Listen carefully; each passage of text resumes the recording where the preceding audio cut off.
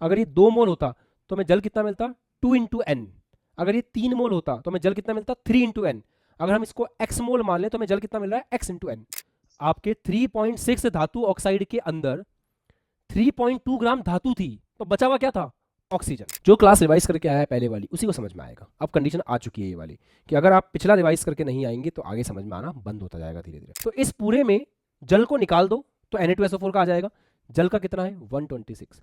तो हाँ जी बच्चों, आई होप मेरी वॉइस बढ़िया से आ रही है, आपको सब कुछ बढ़िया से दिखाई दे रहा है, क्लियर है सब कुछ। Just raise your hands. Okay, great. Now do one thing.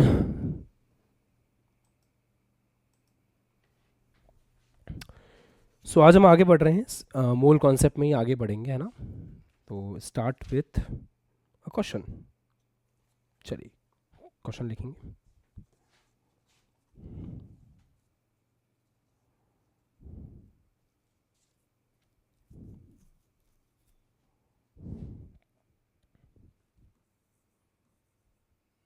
Capsule book page number 1.6। सवाल है 268 ग्राम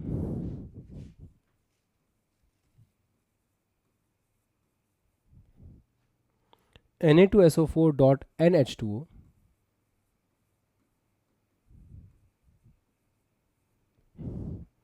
में 126 ग्राम जल है।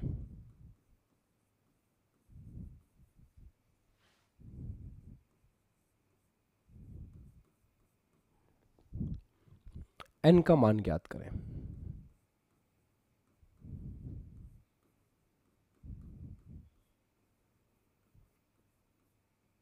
n का मान ज्ञात करें। ओके देन, ज्ञात करें, ट्राई कीजिए।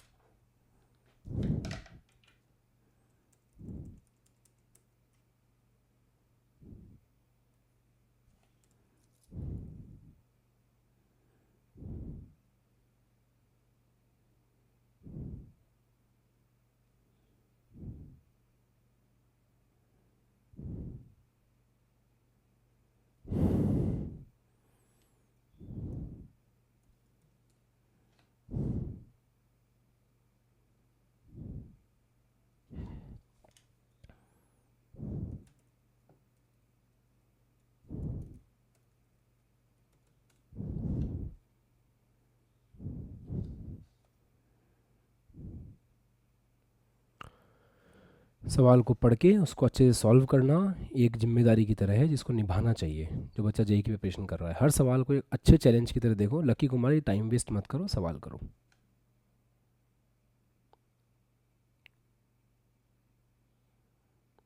आप अपने आसपास के लोगों से बाद में भी बात कर सकते हैं, वो वहीं रहेंगे, ये टॉपिक निकल जाएगा।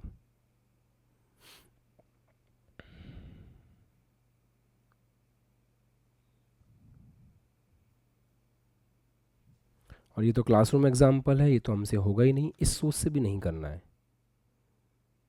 जितना हो पा रहा है उतना करने की कोशिश करनी, but just do it, just give it a try.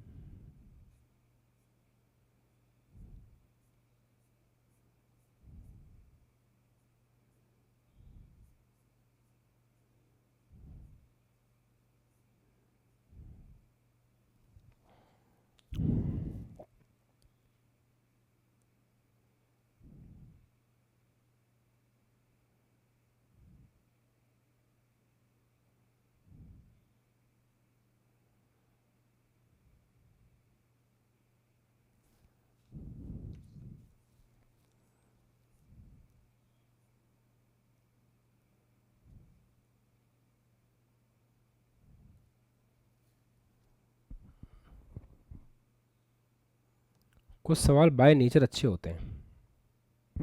ये उनमें से ही एक है। और कुछ सवाल होते हैं जो आपको पैटर्न सिखाने के लिए होते हैं, ये उनमें से एक है। ये सवाल आपको पैटर्न सिखाएगा। चलिए सॉल्व करते हैं, आराम से देखिएगा। आपको दिया गया है Na2SO4.NH2O। हमें n का मान निकालना है, ठीक है, करेंगे, कोशिश तो करेंगे। उससे पहले क्या हम ये जानते हैं कि Na2SO4.NH2O में Na2SO4 इसके मोल कितने हैं, मतलब इस पूरे के मोल हमें पता है क्या? तो आंसर है नहीं सर, नहीं पता। कोई बात नहीं, अगर इसके मोल अपन x मान लें कि x मोल है, ये सब कुछ, ये जो पूरी चीज दे रखी है x मोल है, तो फिर क्या हम इससे पानी के संबंध में ये सूचना लिख सकते हैं क्या कि अगर x मोल इतना लेंगे तो हमें x इंटू n मोल जल मिलेगा। हाँ, यहाँ पे डेफिनेट सी बात है, दो लोग ऐसे हो गए जिनके बारे में हमें नहीं पता, एक n के बारे में हम नहीं जानते, एक x के बारे में हम नहीं जानते, बट ऐसे लिख सकते हैं ना, अगर ये 2 मोल होता तो हमें जल कितना मिलता, 2 इंटू एन। अगर ये 3 मोल होता तो हमें जल कितना मिलता, 3 इंटू एन।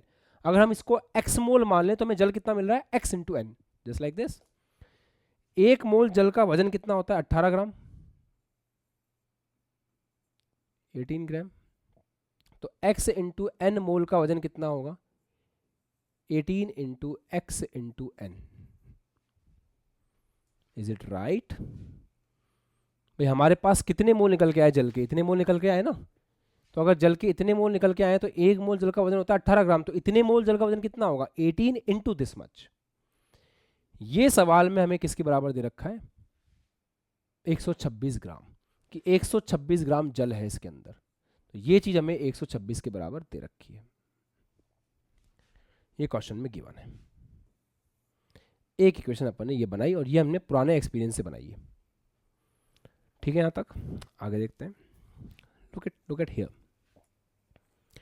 Na2SO4.NH2O का कैलकुलेट करें आणविक द्रव्यमान। पहले तो ये अणुभार कैलकुलेट करें इसका, कैसे करोगे, सोडियम का 23 होता है, 23 इंटू 2, सोडियम का 32 होता है, ऑक्सीजन का 16 होता है, 16 चौक 64, प्लस जल का 18 होता है, एन जल है तो 18 इंटू एन हो जाएगा। क्या आप लोगों ने किया है इसे सॉल्व? 142 प्लस 18 एन आ जाएगा इसका ना, 142 प्लस 18 एन, ये हो गया अणुभार। Very good. अब अपन अणुभार निकाल चुके हैं, जो क्लास रिवाइज करके आया है पहले वाली उसी को समझ में आएगा। अब कंडीशन आ चुकी है ये वाली कि अगर आप पिछला रिवाइज करके नहीं आएंगे तो आगे समझ में आना बंद होता जाएगा धीरे धीरे। तो अब अपन मोल निकालते हैं, तो Na2SO4.NH2O के मोल निकालते हैं। कैसे लिखेंगे, भार बटा अणुभार, और अपन ने इसके मोल को सिंबॉलिकली कुछ बोल रखा है, देखा आपने, x बोल रखा है, तो x का मान निकाल रहे हैं अपन। भार कितना है, Na2SO4.NH2O का भार दे रखा है 268 ग्राम, डिवाइड बाय अणुभार कितना दे रखा है, ये रहा, निकाल लिया अपन ने, 142 प्लस 8n। ये लो, ये x का मान आ गया है ना, ये x का मान हो गया। अब अगर मैं x के इस मान को उठा करके यहां रख दूं तो क्या हो जाएगा, 18 इंटू 268 divide by 142 plus 8n into n is equal to 126। अब इसमें कितने पद हैं जो आपको पता नहीं है, सर केवल एक ही तो है n, बाकी सब तो हो गया। तो यहाँ से n का मान निकाल लो, और यहाँ से जो n का मान निकालोगे वो आपका आंसर होगा। थोड़ा कैलकुलेशन में समय लगेगा, बट सवाल तो ऐसे ही सॉल्व होगा, ठीक है। यश कुछ बोलना है? अच्छा, अलाउ नहीं हो रहा है, ठीक है, अब बोलो यश, ट्राई करो अब।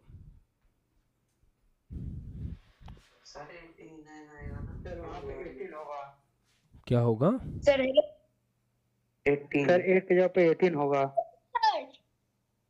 कहाँ पर 18 होगा सर? 18 होगा 8 की जगह पर। भार बटा अणुभार जगह लिखिए उसके जस्ट बाद।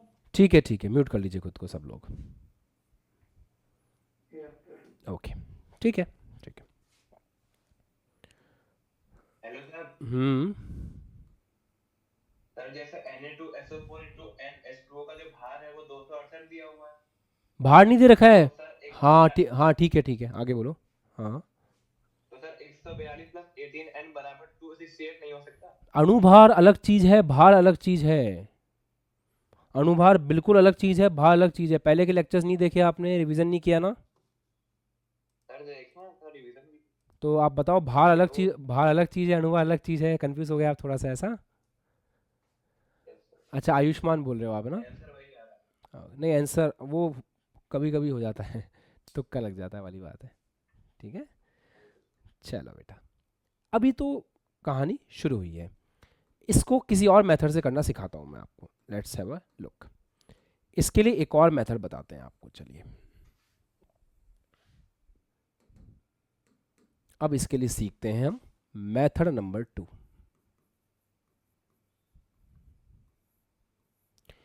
क्या कोई और तरीका हो सकता है जिससे आप ये सेम सवाल हमें वापस करा दो? बिल्कुल हो सकता है, बस उसके लिए आपको कंसेप्ट पकड़ना पड़ेगा, छोटा सा एक कंसेप्ट जो मैं डिस्कस करूंगा आपके साथ। मान लो, सभी लोग ध्यान से सुने, साथ साथ लिख भी सकते हैं। मान लो आपके पास कोई यौगिक हो AXBY, तो याद रखें इस प्रकार के किसी यौगिक के लिए जो A के मोल्स हैं डिवाइड बाय जो B के मोल्स हैं वो होंगे X/Y। इसको आप एक कैप्सूल की तरह लिख के रख सकते हैं, कभी कभी हो सकता है ये आपके सवालों को जल्दी कर दे। वैसे जो traditional method of doing the question है which I have discuss with you, this is the traditional method, है ना? This is the basic method, okay? This is a trick you can say. Now listen to me carefully. क्या हम इसको लिख सकते हैं ऐसे? लेट्स सी, क्या हम Na2SO4 डॉट NH2O को लिख सकते हैं क्या? ऐसे लिख सकते हैं Na2SO4 1 H2ON। क्या हम इसको AXBY की फॉर्म में लिख पा रहे हैं? अगर हम इसको AXBY की फॉर्म में लिख पा रहे हैं तब तो बात बन जाएगी, तब तो दिक्कत ही क्या है। अगर एक बार हम इसको AXBY की फॉर्म में लिख पाए तो बात बन जाएगी। बनाते हैं ये AXBY। अब X हो गया 1, Y हो गया N। चलो लिखो, लगाओ ये वाला formula. Moles of Na2SO4 divide by moles of water बराबर इसके मोल अपॉन इसके मोल बराबर X/Y 1/N। हम ऐसे लिख सकते हैं। हमें N का मान तो निकालना है। चलो अभी काम खत्म नहीं हुआ है, काम शुरू हुआ है। अगर आपको मोल्स निकालने हैं Na2SO4 के, कैसे निकालोगे? भार बटा अणुभार।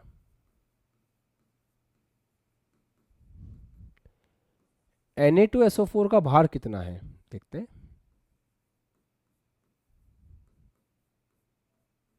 Na2SO4 का भार है, हाँ चलो एक काम करो, वंशिका अपना म्यूट हटाओ और मुझे बताओ कि Na2SO4 का भार कितना है। 268 माइनस 126। वेरी गुड, देखो म्यूट कर लो। 268 ग्राम इस पूरे का भार है। ये गलती कई बच्चे कर देते हैं, आपने नहीं करी, वेरी गुड। 268 ग्राम इस पूरे का भार है। और मैंने आपसे Na2SO4 का पूछा था, तो इस पूरे में जल को निकाल दो तो Na2SO4 का आ जाएगा। जल का कितना है? 126। तो इस पूरे में से जल को निकाल दो, Na2SO4 का भार आ जाएगा। तो इट्स लाइक 128। कितना आ रहा है ये? 241 142। तो भार कितना हो गया इसका? 142। क्या हम अणुभार निकाल सकते हैं? अरे सर हंसते हंसते निकाल सकते हैं। Na2SO4 का अणुभार निकालेंगे। सोडियम का होता है 23, 2 सोडियम है। सल्फर का होता है 32, ऑक्सीजन का होता है 16, 4 ऑक्सीजन है। कितना आ रहा है? किसने कैलकुलेट कर लिया है? Just raise your hands. Ayushman बताओ कितना आ रहा है बेटा?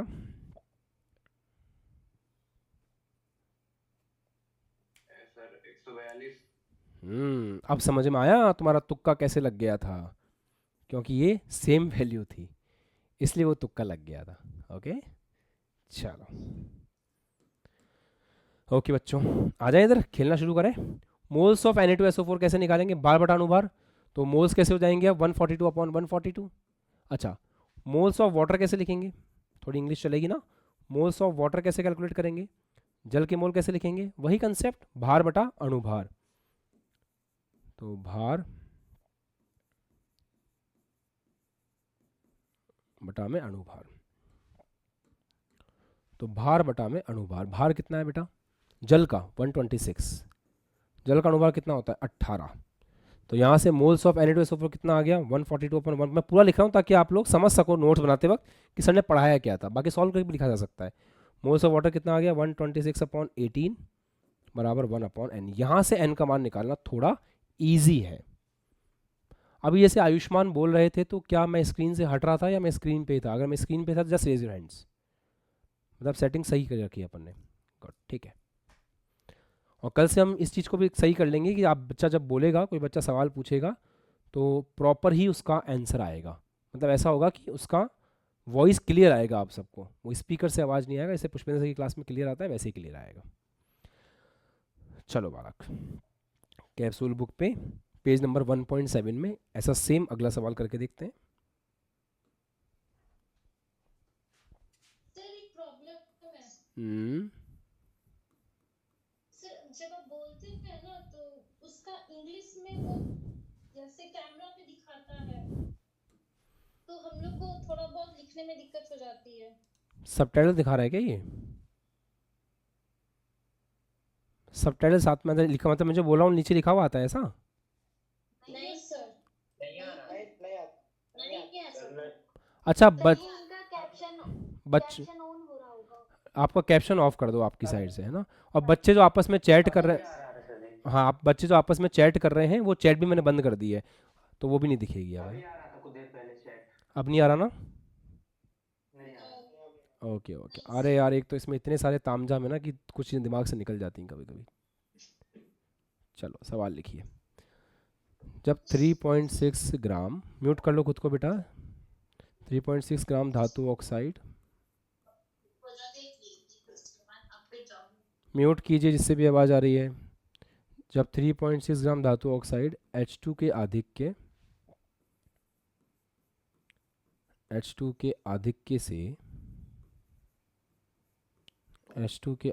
से क्रिया करता है,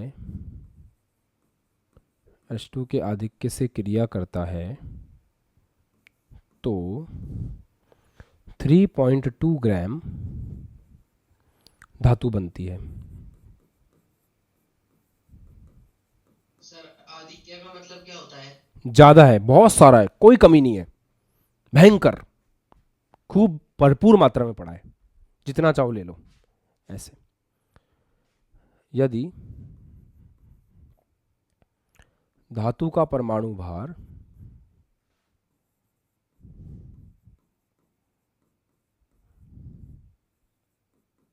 यदि धातु का परमाणु भार 64 है, तो धातु ऑक्साइड का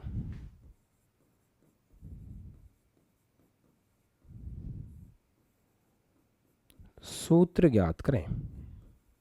बहुत अच्छा प्रश्न है, कैप्सूल बुक से नकल ना करें, खुद से सॉल्व करने की कोशिश करें, क्योंकि जेई और नीट के अंदर नए सवाल आते हैं हर बार, तो नकल करने का कोई फ़ायदा नहीं है। नकल करनी है तो आप बोर्ड में कीजिएगा, बोर्ड में वही सवाल घूम घूम करके आते हैं। रेशु आपका माइक ऑन है, बंद कर लो उसको। Reshu Yadav, very good. जिसका माइक ऑन है, विशाल आपका माइक ऑन है, सिद्धांत आपका माइक ऑन है, जिसके माइक ऑन हो रहे हैं बंद कर लीजिए, सब अपने माइक एक बार बंद कर लो। इट्स अ मॉरल रिस्पॉन्सिबिलिटी हम सबकी, करिए, बड़ा अच्छा सवाल है, शानदार।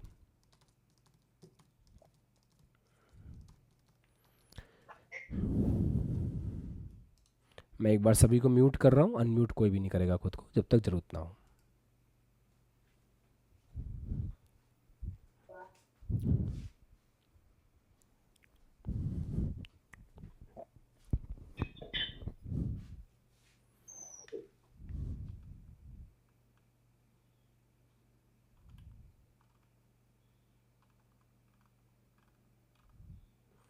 क्लास में कभी भी ये ना सोचें कि आज हम क्लास में 3 सवाल सीख रहे हैं, 4 सीख रहे हैं, 2 सीख रहे हैं, 5 सीख रहे हैं। कभी कभी ऐसा दिन भी आता है जब हम क्लास में 10-10 सवाल कर लेते हैं। कभी ऐसा दिन आता है हम क्लास में 2-3 ही सवाल सीखते हैं। तो अगर कोई सवाल बड़े आराम से सिखाए जा रहे हैं, इसका मतलब कुछ ऐसा है जो मुझे आपके अंदर हमेशा के लिए व्यवस्थित करना है। जैसे प्रोजेक्टाइल मोशन में आज आप सवाल बना पा रहे थे क्योंकि पिछली क्लासों में हमने मेहनत की थी, तो वो चीज़ें ज़रूरी होती हैं। तो हर सवाल को ईमानदारी से ट्राई करना ही हमारे हाथ में है, बाकी जो होगा वो देखा जाएगा। ओके, आ जाओ बच्चों, सॉल्व करते हैं। जिसने जितना ट्राई किया ठीक है, सीख लीजिए। जब 3.6 ग्राम धातु ऑक्साइड फलाना ढिमका से रिएक्शन करती है तो 3.2 ग्राम धातु बनती है। ठीक है, ओके, धातु ऑक्साइड है, बढ़िया है।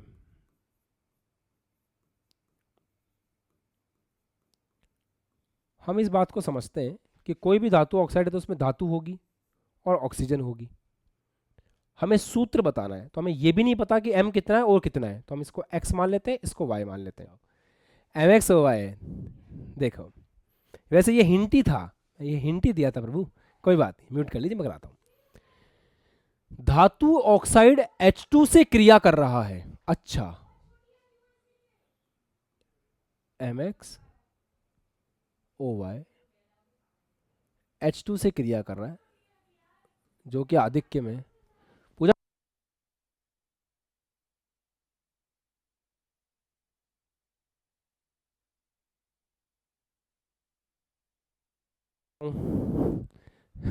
शांति रखो। जब 3.6 ग्राम धातु ऑक्साइड H2 से क्रिया करती है तो 3.2 ग्राम धातु बनती है। अच्छा, मतलब मेटल जो बन रहा है वो 3.2 ग्राम बन रहा है। अच्छा, एक बात बताओ, धातु के साथ में एक्स्ट्रा क्या बन रहा होगा? सब कुछ भी बन सकता है, हमें क्या मतलब? हमें मतलब भी नहीं है, हमें बस बताया गया है कि धातु ऑक्साइड, ध्यान सुनना, लिखना बंद कर दो अब सब लोग और म्यूट कर लो खुद को, जो भी जिसका भी चालू है। धातु ऑक्साइड H2 से क्रिया करके 3.2 ग्राम धातु बना रही है। तो बनने दो यार, फलाना ढिमका कुछ भी बने, हमें क्या मतलब? हमें तो केवल फोकस करना है इस पे, धातु पे, ठीक है? चलो अब सुनो, बस सब लोग सुनो, म्यूट करके सुनो। बेटा एक बात बताओ, गुलाब जामुन में से मावा निकाल दे तो क्या बचता है? मैदा, है ना? सही बात है। रसगुल्लों में से, छोड़ो यार, हो गया, समझ में आ गया तुम्हें।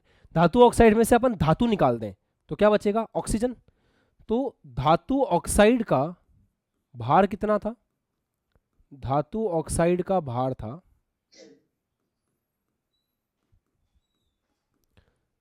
इसका भार दे रखा था 3.6 ग्राम। इसमें से धातु प्राप्त हुई है, म्यूट करो खुद को जिसका भी चालू है। इसमें धातु का भार कितना है? 3.2 ग्राम। तो अगर 3.6 धातु ऑक्साइड के अंदर, प्रियंका निषाद म्यूट करो, आपके 3.6 धातु ऑक्साइड के अंदर 3.2 ग्राम धातु थी, तो बचा हुआ क्या था? ऑक्सीजन। तो ऑक्सीजन का भार कितना हुआ? ऑक्सीजन का भार हुआ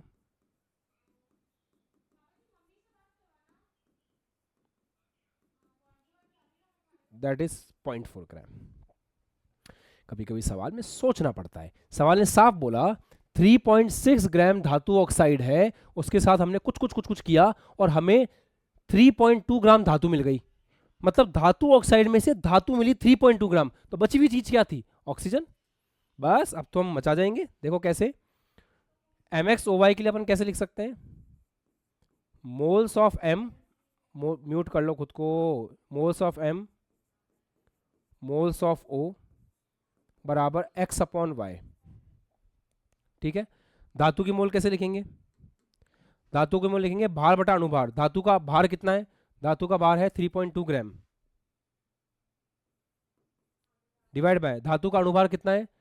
धातु का अणुभार 64 सवाल में दे रखा था, डिवाइड बाय ऑक्सीजन का, ऑक्सीजन का भार कितना निकल के आया ना, 0.4, डिवाइड बाय, बताओ ऑक्सीजन का अणुभार कितना लोगे? ऑक्सीजन मतलब सिंपल ओ लेके चलना है, 16 बराबर X upon Y. Just solve it, कितना आ रहा है देखते हैं। तो एक्स अपॉन वाई आ रहा है, पूरा सॉल्व करते हैं। 3.2 अपॉन 64 इंटू 0.4 अपॉन, उल्टा हो जाता है ना, हाँ सॉरी, तो 16 अपॉन 0.4, इस पॉइंट से ये पॉइंट चला गया, 16 चौक 64, तो x upon Y is equal to 2/1। तो x हो गया 2, y हो गया 1, तो x की जगह आ जाएगा 2, y की जगह आ जाएगा 1, तो फॉर्मूला क्या हो गया? M2O। ये हो गया आपका आंसर।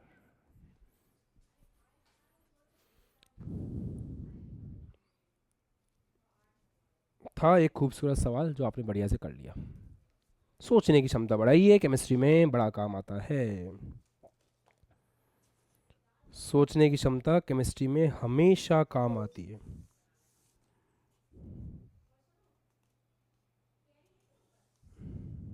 सर थोड़ा सा साइड थोड़ा नहीं, पूरा ही साइड हो जाते हैं, लीजिए। जाइए। लिख लीजिए, म्यूट कर लीजिए खुद को।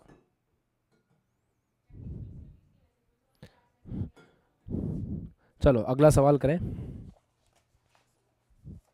अगला क्वेश्चन मैं यहाँ लिख रहा हूँ, जब तक पुराने बच्चे, पहले वाले बच्चे नोट कर रहे हैं। क्वेश्चन है 4 ग्राम CH4 में इलेक्ट्रॉनों, प्रोटोनों व न्यूट्रॉनों की संख्या ज्ञात करें। इलेक्ट्रॉनों, प्रोटोनों व न्यूट्रॉनों की संख्या ज्ञात करें।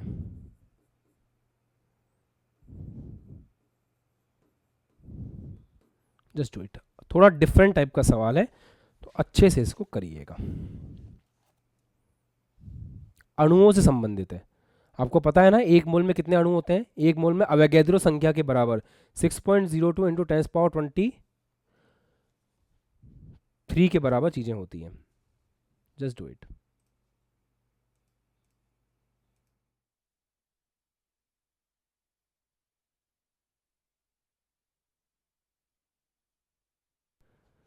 चलो बच्चों देखते हैं कि ये सवाल कैसा होगा। सवालों में क्या होता है ना, the thing which is very important is कि हम पढ़ें उसको अच्छे से, ईमानदार कोशिश करें सवाल को करने की। एक काम करना, चलो इस सवाल को एज अ होमवर्क रखते हैं। मैं आपको हिंट दे देता हूँ, 2-4 छोटा सा हिंट दे देता हूँ बस, बाकी ये सवाल आप खुद करना अपनी कॉपी में। सवाल ऐसा है, एक अणु के बारे में सोचना।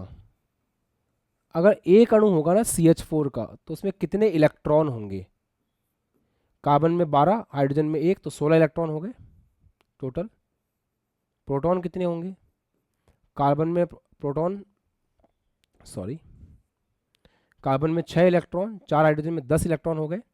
कार्बन में 6 प्रोटॉन, हाइड्रोजन में 1 प्रोटॉन, तो वही सेम 10 प्रोटॉन हो गए। न्यूट्रॉन कितने हैं? कार्बन में न्यूट्रॉन होते हैं 6, हाइड्रोजन में होते नहीं है, तो टोटल 6 ही हुए। ये एक अणु के अंदर हो गए। अब आपको क्या करना है? आपको CH4 के मोल निकालने हैं, और इस बात का पता होना चाहिए कि CH4 के जितने भी मोल आए, एक मोल CH4 में अवोगैड्रो संख्या के बराबर अणु होंगे। और एक अणु में अगर इतने इलेक्ट्रॉन, प्रोटॉन, न्यूट्रॉन हैं, तो Na अणुओं में 10 इंटू Na तो इलेक्ट्रॉन होंगे, 10 इंटू Na प्रोटॉन होंगे, और 6 इंटू Na न्यूट्रॉन होंगे। बस अब आपको CH4 के मोल निकालना है और सवाल को सॉल्व करना है। कितने बच्चे इसी अप्रोच से कर रहे थे? Just raise your hands. Perfect. अब आपका ये टॉपिक समाप्त होता है मोल का। अब अगली क्लास से रस समीकरण मिति शुरू होगा। आज आप एकदम फ्री हैं, कैप्सूल बुक से जाकर के आप मोल के सवाल ट्राई कर सकते हैं। अभी मैं क्लास को थोड़ा जल्दी एंड कर रहा हूँ क्योंकि आज हमें बोर्ड की क्लासेस को 7:30 तक वाइंड अप करना है, क्योंकि एक इंपॉर्टेंट मीटिंग के लिए मुझे जाना है 7:35 के आसपास। That's we are suppose to wind up the class by 7:30। So आज थोड़ा सा हम 5-10 मिनट पहले फिनिश कर रहे हैं, बट आपके लिए काम खत्म नहीं हो रहा है। आपके लिए आज पूरे मोल कॉन्सेप्ट के सवाल खुले हैं। आप रस समीकरण मिति को छोड़ के सारे सवाल ट्राई कर सकते हो। ठीक है, क्लास समझ में आ गई अच्छे से? सवाल नए सीखने को मिले, कंसेप्ट सीखने को मिले, दैट्स इंपॉर्टेंट। ओके, नमस्कार।